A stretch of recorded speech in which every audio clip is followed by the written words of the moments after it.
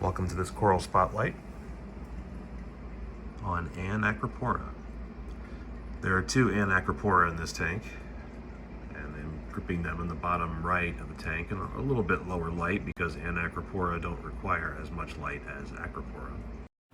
Despite the name, Anacropora is quite different from Acropora corals. Both are small polyp Stony or SPS corals, and they do like higher light and higher flow. But Anacropora are much hardier than Acropora corals. They tend to grow very rapidly and offer only a few color variants. I'm aware of less than 5. The two you see here, a different lighter green color, a reddish color, and one known as Tropicana, which is alternating yellows and greens. The larger of the two here, and probably the least common, at least of my two Anacropora, is this goldenrod Anacropora. I got a big chunk of it from Nate Berg, who I'll give a shout out to his channel. He has some great stuff on his quite large tanks. And this has grown really well. I've fragged it a few times and sold a few pieces. This is, again, a little bit harder to find than other types of Anacropora. Really one of the rare yellow corals that you'll find out in the hobby. I'll give you some close.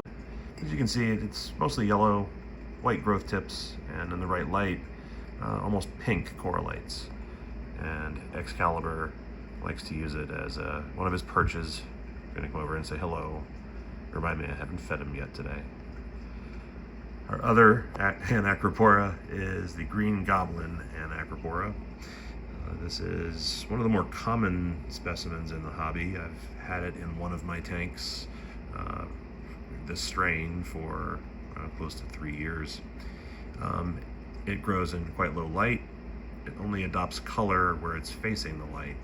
I've probably fragged and sold or given away 3 or 4 different mini colonies of this, and this is the only piece left now in this tank. So Anacropora, if you decide to put it in your tank, is a relatively easy to keep small polyp stony coral.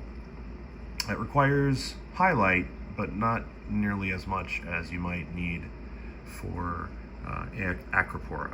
So it can fill in the edges of your tank, some lower levels. It needs quite a lot of flow if you can. The more flow it gets, the more spread out the branches will be. And Acropora ends up with these tightly bunched groups. I think it's called a briar coral is kind of its common name. If there is a downside to Anacropora, I suppose, other than taking up nutrients, I would give 2 things. And the first is that it can be tough to frag because, as you can see, these branches grow together, and that makes it hard to cut them apart and frag them. You may have to give a big chunk of it if you're going to make a frag. The other is, unlike Acropora or Montipora, as we try to zoom in and see, they don't really encrust on the rock.